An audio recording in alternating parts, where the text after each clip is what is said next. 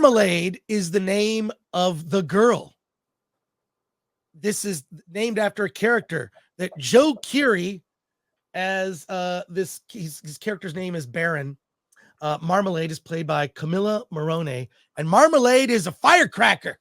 She's a firecracker and a thief, and she robs stores and banks. And she does this with the help of Joe Keery's character, Baron, who's a dimwit. He's a trailer trash dimwit, and he's telling the story from prison.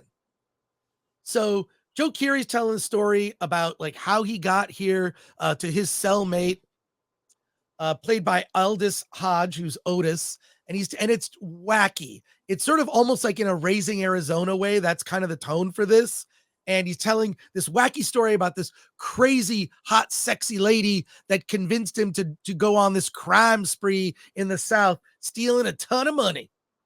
And it's the way that it's structured is you're cutting from the prison where it begins to Joe telling the story, Baron telling the story of his life. He starts a little way too soon. They sort of play with time. It's very clever. And then Camilla Morrone as Marmalade is smoking hot. There are sex scenes. I wouldn't describe this as an erotic thriller romance comedy, but it has elements of all of that. And I actually really enjoyed the film. Turns out that there's a twist as we catch up to present day and Baron's circumstances in prison. I don't want to ruin the twist, but it was clever, funny.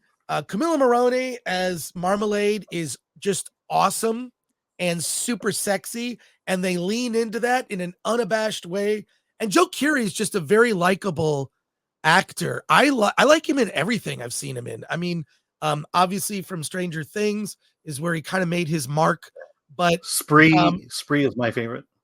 Yeah, Spree is fantastic. He did a great job in Spree. So all I could say is this, not the strong recommendation, but I'll say really enjoyed Marmalade, and it's worth checking out. It's worth checking out, especially if you like Joe Keery, and you'll be pleasantly surprised. I can't ruin the twist in the middle of the movie. I can't. But the movie, I'll say, the movie starts like it's being told. You know, you hear the story in the past, or they catch up to the present, and then it gets even crazier. So I don't want to say, but very enjoyable and worthwhile indie film. Let's check out some comments. I just want to say, Aldous Hodge, I will see it because of him. He is a very underrated actor and probably the best thing in Black Adam. As that's Hawkman. true.